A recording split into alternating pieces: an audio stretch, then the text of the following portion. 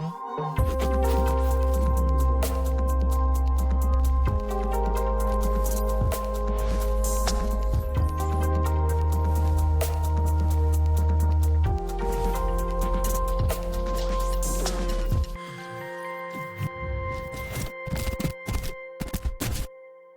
to AI Speed, the show where AI-powered companies talk about what actually works in the market right now. Business doesn't move at internet speed anymore. It moves at AI speed. And the people who figure out how to turn models into money will own the next decade. I'm Evan J. Cholfin, founder of LuxHammer and growth partner to high-performing brands. Today, I'm thrilled to be joined by Kara Smith-Brown, founder and CRO of Lead Coverage. Kara brings a very different lens to B2B marketing, one that is grounded in revenue. At Lead Coverage, she's helping companies move beyond what she calls random acts of marketing and instead builds structured systems that actually generate pipeline and drive growth. Kara, thank you for being here. Thanks for having me, Evan. Absolutely. So you've had a front row seat to high growth environments. What led you to build Lead Coverage? I got fired a lot. That's a good answer. I like that. Yeah, I got fired a lot. I don't play well in other people's sandboxes. I mean, that's kind of the story. The long story is the logistics and supply chain ecosystem that I have been a part of for 25 years has sort of a dearth of marketing and go-to-market talent. I wrote a book on this. It's called The Revenue Engine, and it's 250 pages on go-to-market specifically in freight and logistics. It's an Amazon bestseller, and I am just as surprised as you are that it's an Amazon bestseller. But what I say in the book is there's a dearth of marketing talent in this $2 trillion space. So people don't come out of Harvard Business School and go, oh, I want to be the CMO of a trucking company. It's just not on people's radar. And so we've consolidated the best marketers that we can find that are interested in supply chain. And the pretty big moat that we have around our business has been helpful in the last probably 12 months now. And so we're the largest go-to-market agency specifically in freight. We know exactly what works for this market. We put out an index every quarter on what is working and what's not. And it's hyper specific to one niche industry, which has been really good for us. But the reason I landed in it is mostly because there wasn't a place for me to go in my 20s. There wasn't a Kara Brown that I could read a book from in my 20s, and I kind of had to figure it out myself. And then once I did, I started doing it for others, and that's kind of how agencies owners usually get started, right? Like I'm just doing it and getting paid for it. And then I had a really good friend of mine say to me, I was about 500K in revenue, and she said, "You have a decision to make.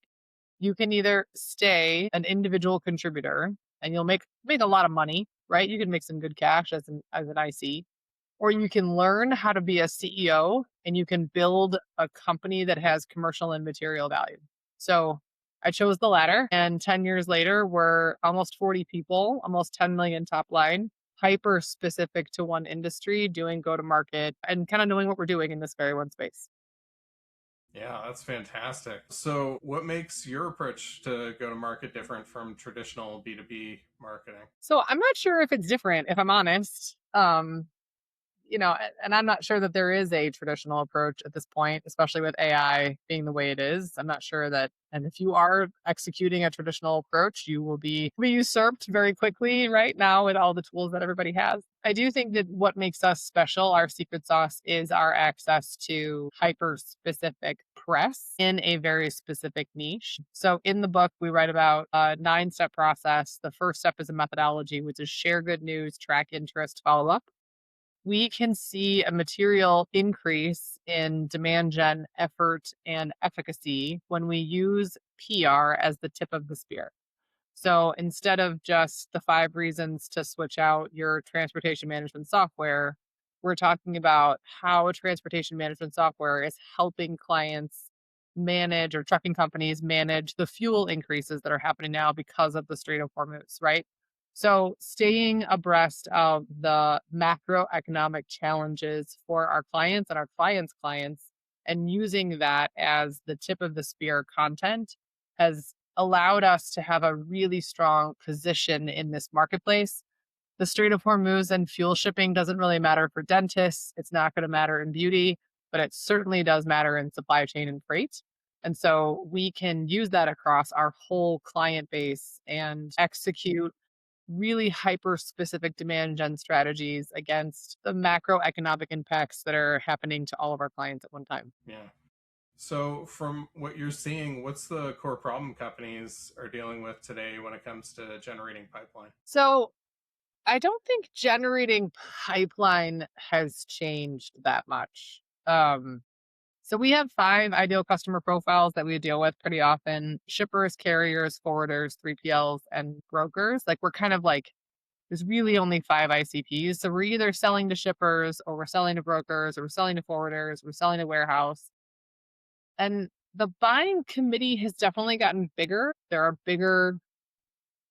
bigger problems that folks are trying to solve, and everyone is kind of enamored with AI at the moment. I think the challenge since COVID, two things have happened. So, in the brokerage community, we were banging the phones and getting shipments for like 50 years. Like, that was just the way brokers made money. They made phone calls and they made money. During COVID, everybody went home, and so the phone calls stopped working.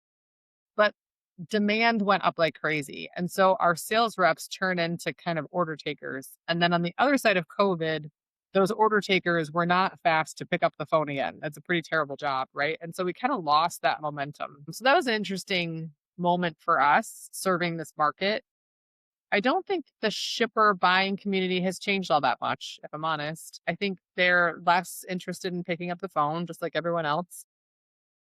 The AI onslaught of email has happened to everyone. So email has become less effective just because the more AI slop that's in our inboxes, the less effective email can be. So the challenges that our clients are facing haven't changed a whole lot. I think it's the efficacy of the channels that is changing kind of around them. And leaders aren't really sure what is the next best step. Like, what do I do next? What are the channels that I should be executing against? And how much should I be spending on those channels? I think that's always a really big question mark, too. Yeah, absolutely. Um, and what channels seem to be working best for the folks that you're talking to? Yeah. So 3 channels or strategies work best in freight. We have a 3-step process. The first is a true executive thought leadership component. So this we like to think of as an index. And we like to get as niche as we can. So we have a client that has a specialty in steel. So we produce a transportation steel index, and it only goes out to about 1,000 people because there's only 150 steel distributors and manufacturers in America. So it's a really tight niche. So niching down and figuring out exactly who your ICP is and exactly who you should be getting in front of is really important. The second strategy that works is intent data. There are 4 types of intent data. Primary intent are the humans that live in your HubSpot. I shouldn't say that. The email addresses that represent humans that you should be selling to that are in your CRM. That's primary intent. Secondary intent, we are not investing in anything that touches Bombora, and the efficacy of Google is diminishing over time. So we're just not investing in anything Bombora related. But we are investing in third-party tools like Sixth Sense, Demand-Based, Terminus, and Rollworks. And then we have a cool thing happening in freight. Very specifically, we're calling it single stream intent. And if you think about ABM and intent in general, you're kind of buying the whole ecosystem from these companies, and then you're using like a little sliver, right? So if you're in freight, you're buying a little bit. If you sell socks, if you're in ecom, if you're a dentist, right, you're buying a little sliver of this intent data. So we believe that these little slivers of intent data will spin off into their own companies, and we're starting to see that already. So we have our first, what we're calling single stream intent. It's a tool called Carrier Source. It's not ours, but we sell it. We resell it for Carrier Source, and that works really well. So the first strategy is ELT, a really strong executive thought leadership. Second is intent data. And third in the supply chain ecosystem is third party credibility. So for us, this is Gartner, Forrester, Morningstar, third party analysts writing reports, and then partnerships, like a really strong partnership strategy, telling the marketplace, these are the brands that I want to be associated with. So if I am a freight broker, I want to make sure I'm associated with Highway. They're a carrier vetting tool that I want to make sure everyone knows that I'm a highway customer. So I'll put out that press release. I'll put out that partnership ecosystem. So those are the three things that are really working in freight. Yeah, that's great. So, in your role, where are you spending most of your time right now? Today, I'm spending most of my time closing deals. That's my job. That's my role. That's what I do every day, all day. So mostly closing deals.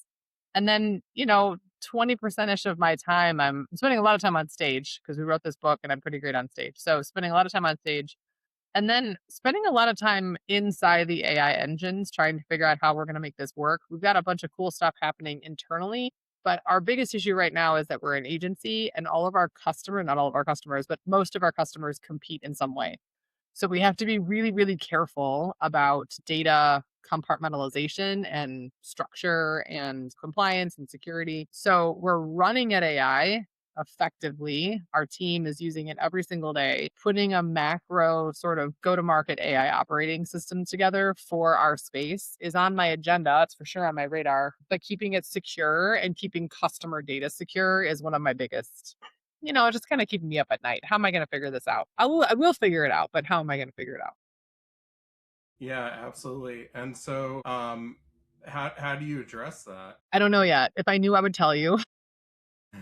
I'm on a journey to figure it out. I have about 3 meetings a week with people that I think are smart to ask them, how should I solve this problem? I ask Claude and Chat and Gemini and Perplexity all the time, how should I solve this problem? I get different answers every time from all of the LLMs, so that's not very helpful. Actually, I just saw a post today from someone by Y Combinator on Instagram, and his point was this is the next frontier. Like where you put all of your structured data for your company is the next frontier. And he literally said, if you're building that, we want to know about it at Y Combinator. So I know that I'm on the right track because if the guys at YC are looking for startups that are doing this, I must have the same problem that a lot of companies have, right? So I will wait for the guys at YC to tell me who's going to win this battle. In the meantime, we've got 10 years of data and content and all kinds of cool stuff in Drive. So I think we'll probably start there and then transition to some sort of data system at some point in the future. But we can see the value of AI. We can see the value of Claude. We can see the value of Chat. We can see the value of Claude Design. That's been really fun. We can see the value of all these tools. It's it's getting the LLMs to bump up against the right content and context that's really important for us to be able to have this kind of systemic. So right now it's use case by use case. We're using it to make ourselves more efficient, which is great. But how do I make this a macro productize and be able to pull things through? That's the big question that I'm faced with. And I don't know, it's really fun. There's no better time to be a CEO of a small business right now where you can kind of do whatever you want, right? I can spend my time however I want to spend my time, which is pretty special. So I'd say I'm spending 20 to 30% of my time just on that. And it's really fun. Yeah, definitely. What's your biggest challenge this year in helping companies move from marketing activity to actual revenue? What's the biggest challenge for moving from marketing activity to revenue? So the challenge, there's always kind of like two places where this breaks down for us. And we're a revenue focused shop. So we don't do any design. We're not a content shop. Like we're really revenue focused from the beginning. And the two places where it breaks down is perfection being the enemy of progress and clients saying no. So we have a cool idea for a campaign, or we want a client to comment on a topic, and they are just saying no for some reason. They just don't want to do it.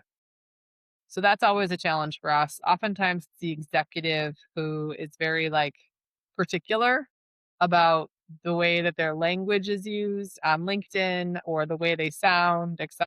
And we have a saying here at the business, it's like ship it ugly, like just ship it, just ship it, ship it, ship it, ship it. So that's one, always a problem if we get a leader who's perfection over progress.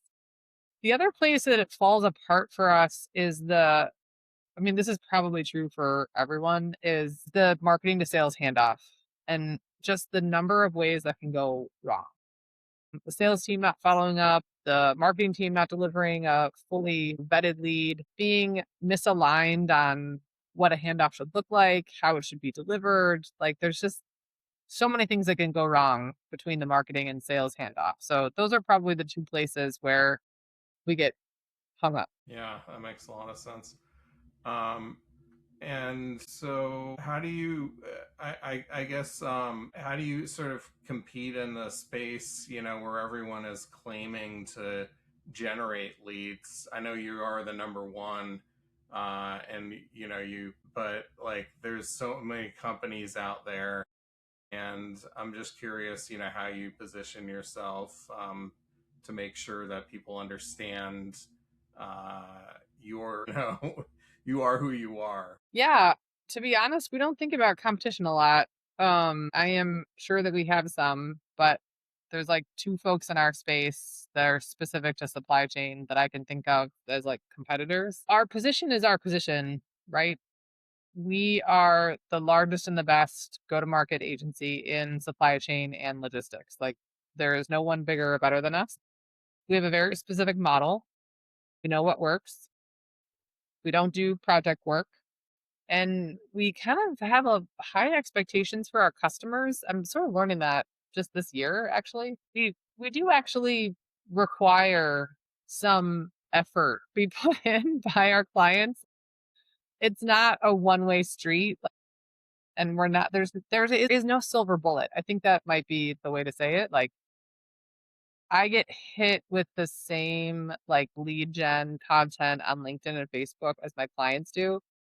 And every time I go to like have a phone call with this guy who's like, I can do your lead gen for you and I promise you all these leads, like it's just some dude who wants to do paid media. Like it's never it's never a system, it's never complex, it's never based on like industry specifics. It's always just some B2B dude who thinks that he can do paid media better than us. And there's so much more to it than just sending ads, you know? Plus, like, if you're a mid market broker or a mid market, like, warehouse company in the United States, you cannot compete with the big guys on paid media. You just can't. Like, it's just so expensive. And so we don't really think about the competition in the space. If someone's a really good fit for us and they see me on stage or they've read the book and they buy into the model, you kind of have to like buy into what we're selling. We have a very specific model: share good news, track interest, follow up. It's based in HubSpot. We're not a go high level reseller. Like we're not black hat. We don't make 1,000 dials. Like it's not a cold call game for us. Yeah, we don't really compete that I know of with anyone outside of supply chain that is offering anything that has anything to do with freight.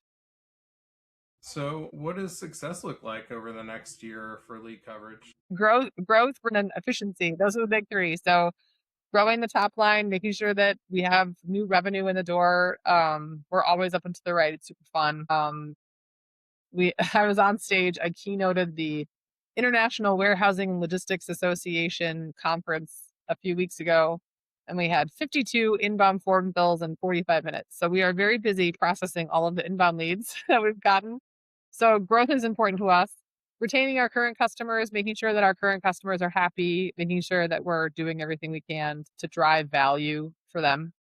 And then efficiency, right? Figuring out this AI game. How are we going to play it? What does it look like? One of the things that we're really focused on right now is figuring out what we can recommend to our clients. Like what can we like put our stamp of approval on versus what are we still testing and what doesn't feel like it's quite ready to ship yet to customers.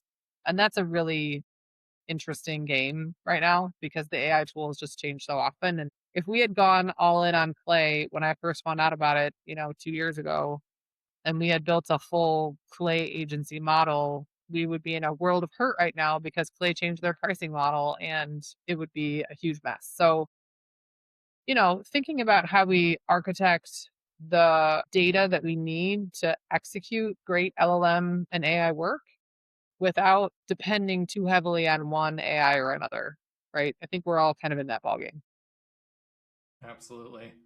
Well, thank you so much. That's it for today's episode of AI Speed. A huge thank you to Kara Smith Brown for sharing her insights into how companies can build real revenue engines and turn marketing into measurable growth. If you're building or leading an AI native company or a service business that uses AI under the hood and you care about revenue adoption and market share, make sure to subscribe to AI Speed. Thanks for listening. Until next time, keep building, keep selling, and keep moving at AI speed.